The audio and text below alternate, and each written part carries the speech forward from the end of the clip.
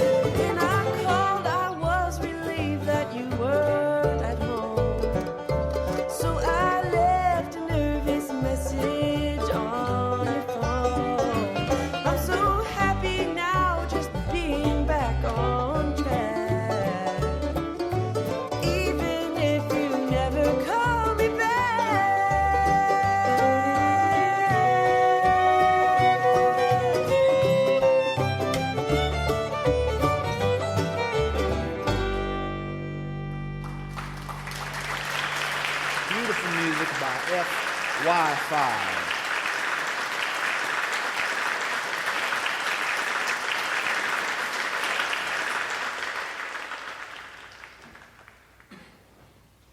The fourth grade is a pivotal year in anybody's childhood. I believe it's the grade when everybody begins to find their roles in life. The roles become more clearly defined, whereas before they were ambiguous thoughts of what you would become. You would be a spaceman, you'd be a weatherman, or God forbid, you would be an Episcopalian. But at this stage of life, you have decided which course you will take. And these courses, these tributaries of life, will lead into the main river, which will carry you through all the way into the end. This is all decided, I believe, in fourth grade. Third grade's a little too young. Sometimes you occasionally still poop your pants. Fifth grade, you are a little too old because puberty is beginning to set in, and you are confused temporarily in your life. It's a form of temporary insanity, if you ask me, puberty. Those hormones raging change your mind. But fourth grade, right there in that sweet spot, that's when you are deciding the course you will take. There are children who will become athletes. There are kids who will become philosophers and thinkers and poets and singers. And you have people like me who were just a little bit chubby around the midsection because they appreciated ice cream and Oreo cookies a little too much. People like me. In the fourth grade, I played the first base because my father was a Little League coach. I did not play first base because I was qualified. I played first base because of favoritism. And everybody on my team knew it, but nobody held it against me. Even JoJo, who was the most athletic person on our team. He was tall, he was lean, he had shoulders that were broad, and his muscles looked like at least a sixth grader's. And he played center field. He would stand out by the fence with his glove on his head because the teams we played against, none of them were good enough to hit the ball all the way out to center field. So he just had this bored look on his face while I threw every game with terrible plays from an unskilled athlete who was soft around the middle, who was more excited about going to Dairy Queen when the game was over than he was about turning a double play. And I knew this about myself. Fourth grade, I knew that I was no athlete. I told my father this. I said, Daddy, I'm not a very good first baseman. He said, oh, of course you are. Of course you are. I said, no, we both know that I am a terrible athlete. And my father didn't try to refute me. He just hung his head, and I knew that he knew this was true. He was an athlete. He had been born an athlete. I suggested to my father that he make JoJo first base and put me into the very, very inactive center field. He said, are you sure about that? I said, I am sure. I think it's more important that JoJo have a good time than watching a boy who gets excited about things like banana splits, try to field a ball at first base, and lose the game. And so the next game, that's what happened. I was in the center field, and JoJo was on the first base bag. It was marvelous to watch him work. He was an artist, JoJo. His father was a janitor at the hospital, and his father had showed up to that game especially, and he still had his uniform on with a big ring of keys on his belt and a blue work shirt with his name embroidered on the chest. He sat on the bleachers and he watched his son field every play, and he clapped for him saying, yeah, JoJo, yeah. And I felt very good watching that happen. And I stood in that center field and I daydreamed about hot fudge that would be poured all over my Dairy Queen ice cream cone. Those are the things I thought about. And while I was caught up in that kind of thought, there was a ball hit to me. The ball was hit by a big old boy named Jerry Lee. Jerry Lee was a boy who was in the fourth grade officially, who had been held back 1 year. He was enormous. He had stubble on his face, and I believe the rumor was he had armpit hair. And if you would have looked underneath his collar, you might have seen a thick patch of gorilla hair growing up his back and out through his collar. He had eyes that were sharp and piercing. He could look at you. He could look at small birds and he could make them die just by looking at them. He had arms that were thick like tree trunks and legs that were as big around as wagon wheels, hands like hams and feet like frying pans. He was big, he was hairy, and God help me for saying it, he was ugly. Fourth grade, the time of year when you choose what you will be in life, Jerry Lee, no doubt, was a bully. He was a bully. And he had just hit a ball high into the air. It was sailing back toward the fence.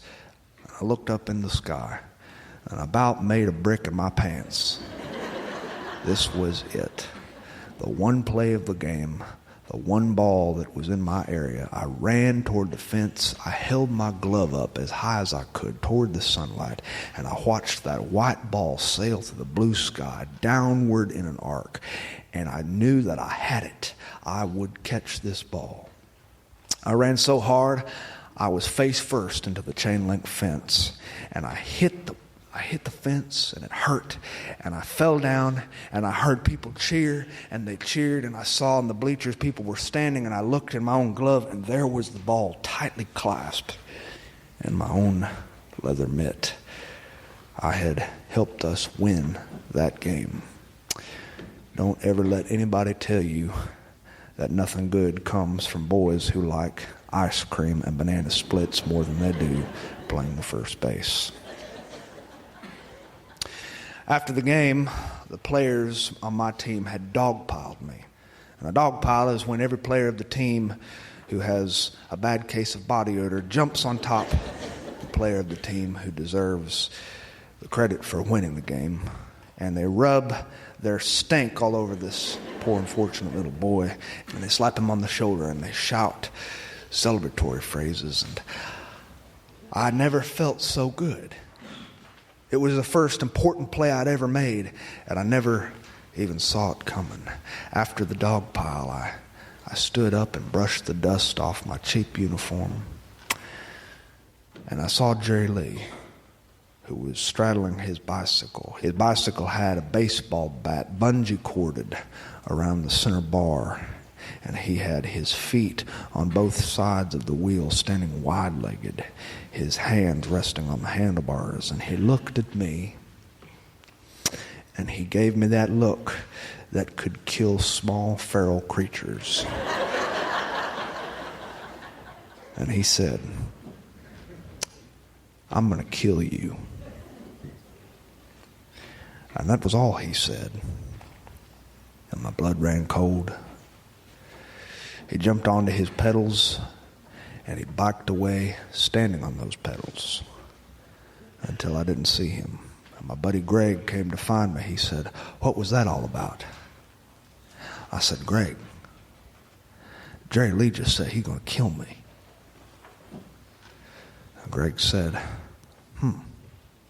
"Where would you like to be buried?" Jerry Lee was a boy they called the Hammer. He earned this nickname from an event which we had all witnessed. We were on our bikes at the high school football field, children, on the weekend. Jerry Lee came rolling up with a toolbox on the back of his bike, his daddy's toolbox. He dug through that toolbox and found a hammer. And in an arduous display of might, he stood in the end zone and he hurled that hammer to the other side of the field. The hammer sailed through the air, doing boomerang flips until it hit the end zone right next to the goalpost. And we all marveled at the strength of this boy who had no business being in the fourth grade. And one of my friends was stupid enough to say, "I bet you couldn't do that again."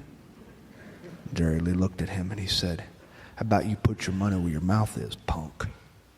He said, $5.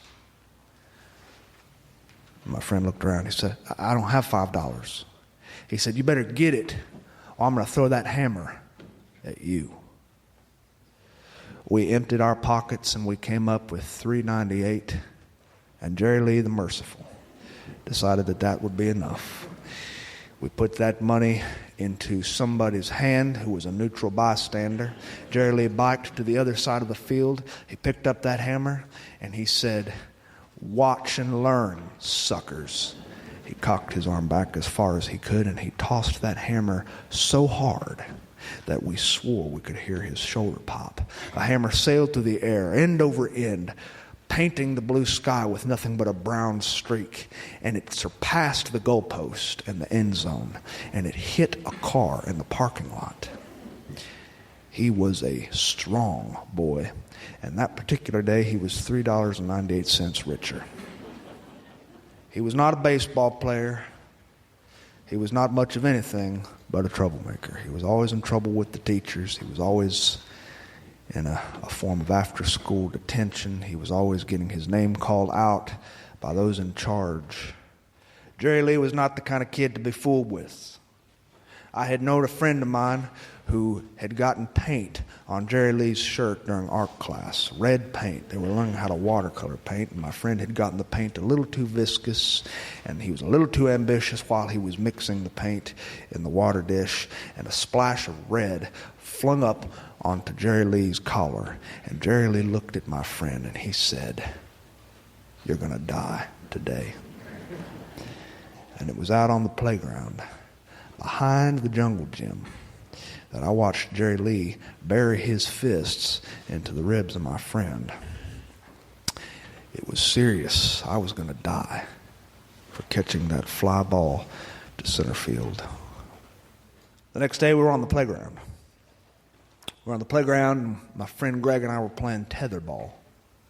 Greg and I tossed that ball around the pole, and I saw Greg whisper. He said, "Here he comes." We were playing back and forth. Our hearts weren't in the game. And Jerry Lee came walking up. He came walking up without even a hint of warning. And he looked at me, and he said, "Don't think you can hide from me. I hadn't forgot what you did, and I'm still going to kill you." My buddy Greg was known for having a little bit of a hot temper. And he had the tetherball in his hand when Jerry Lee had said that to me. And I saw Greg take that ball onto his shoulder and rear back and hurl it as hard as he could at Jerry Lee.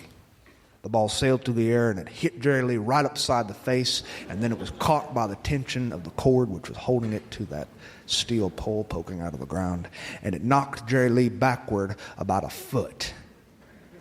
And the sound of the ball hitting his face sounded like a basketball in the gymnasium.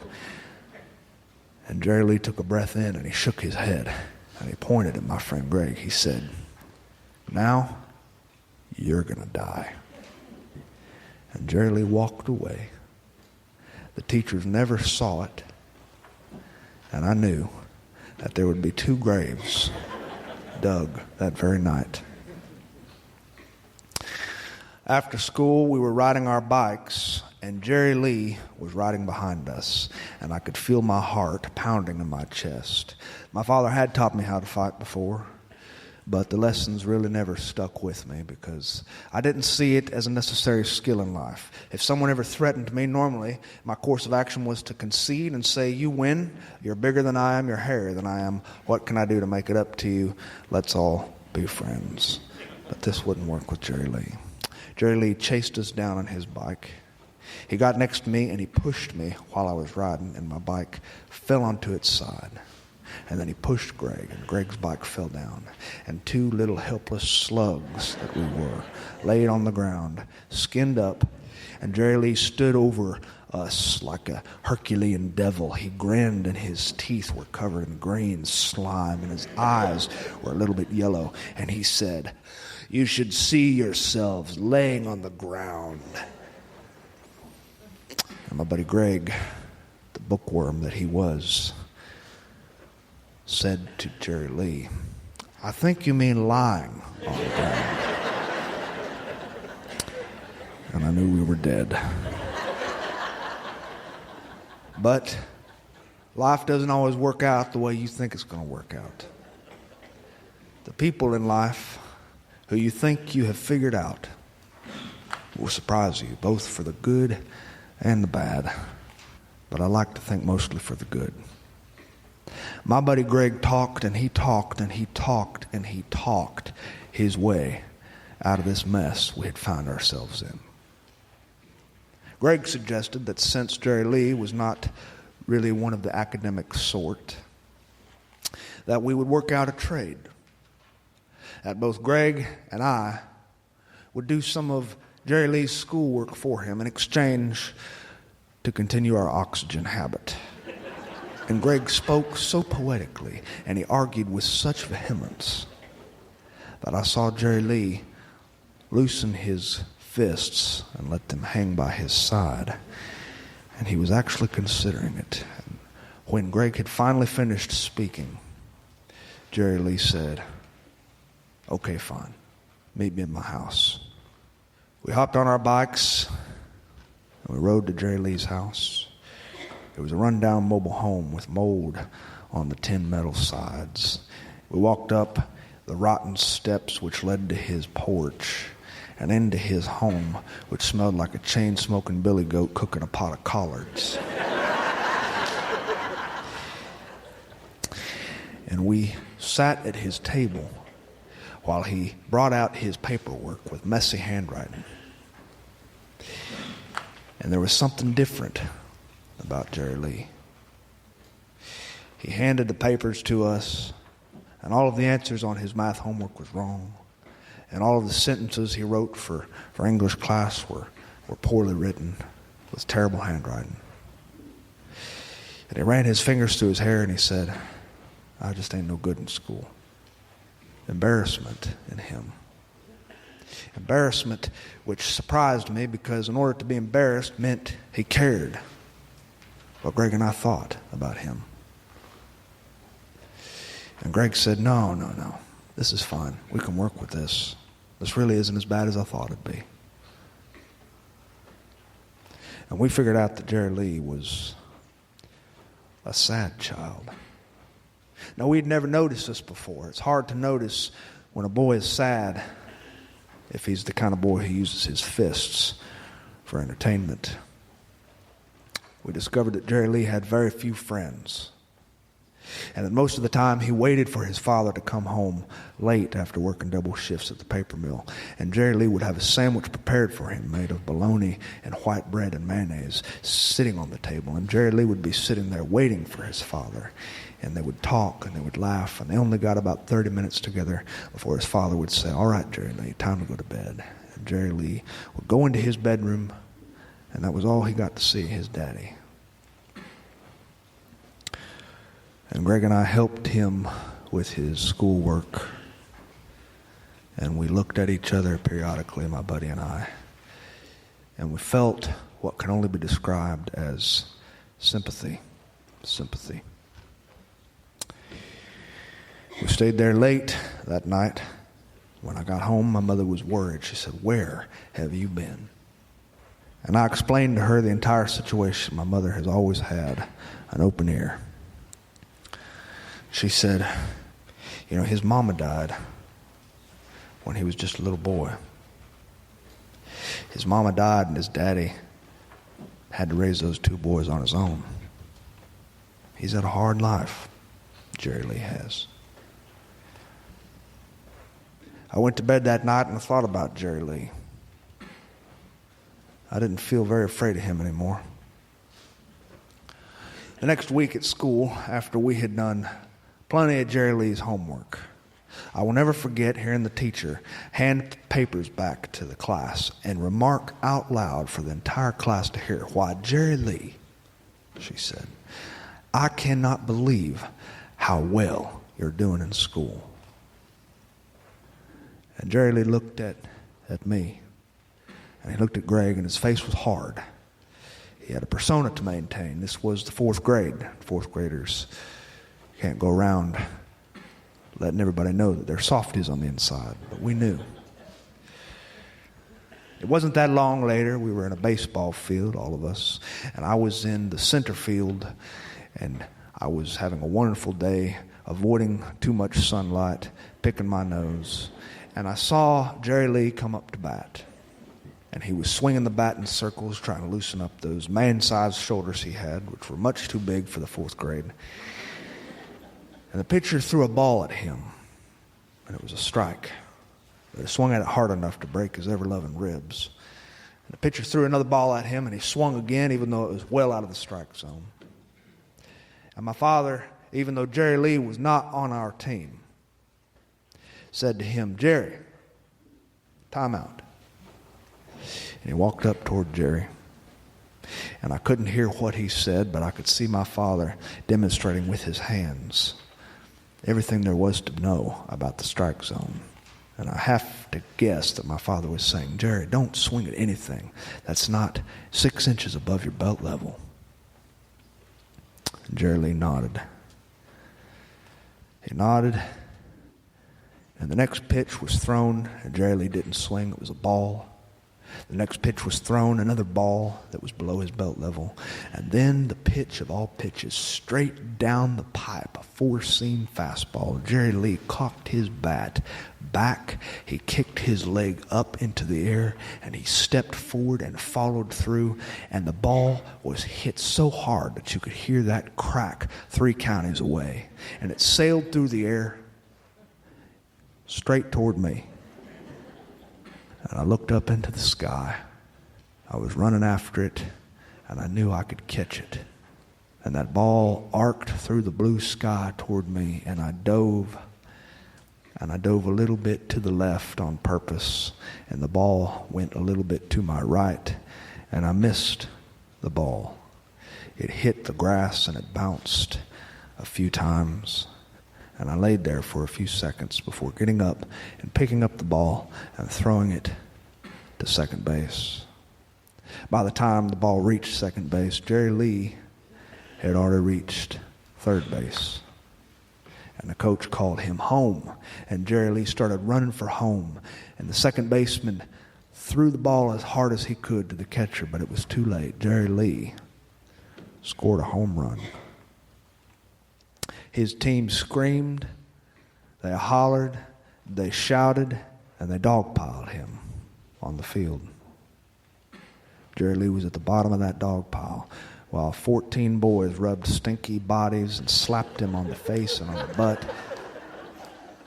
And after the game, I saw Jerry Lee hop on his bike, and I swear I saw the semblance of a smile crawl across his mouth. And he said, "I know what you did.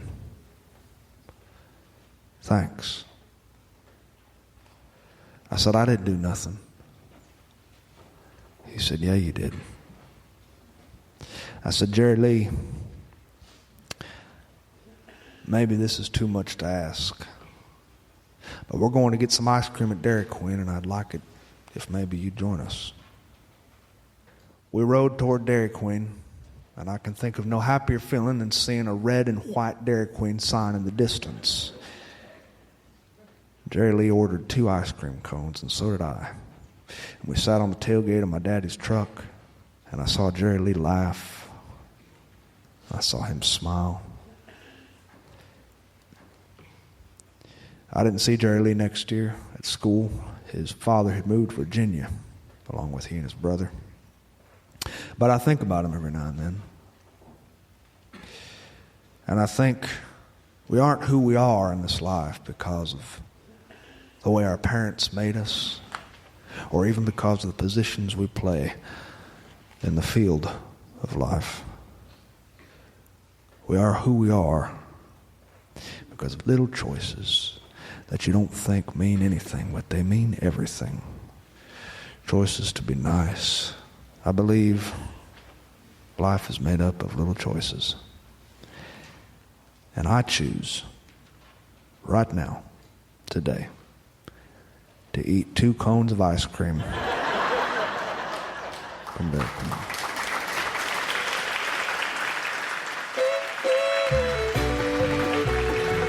Thanks for listening to Sean of the South. I've been your host, Sean Dietrich, and it has been a real pleasure. Hope you join us next week. That music here behind me is FY5. Mike Finders, Aaron Youngberg, Ryan Drickey, Rich Zimmerman, and Aaron Youngberg on the banjo and pedal steel. This band doesn't play around. They're selected as the official showcase artist for the 2017 International Bluegrass Music Association Conference. Check out their album, The Way These Things Go. You can get it on fy5band.com or CD Baby, iTunes, Apple Music, Spotify, and any other major outlet you can think of online. To find out anything more about what I do, you can visit seanofthesouth.com. And while you're there, hope you drop me a line because I love to hear from my friends. And speaking of friends, remember, there's no limit to what you can accomplish when you're supposed to be doing something else. Adios.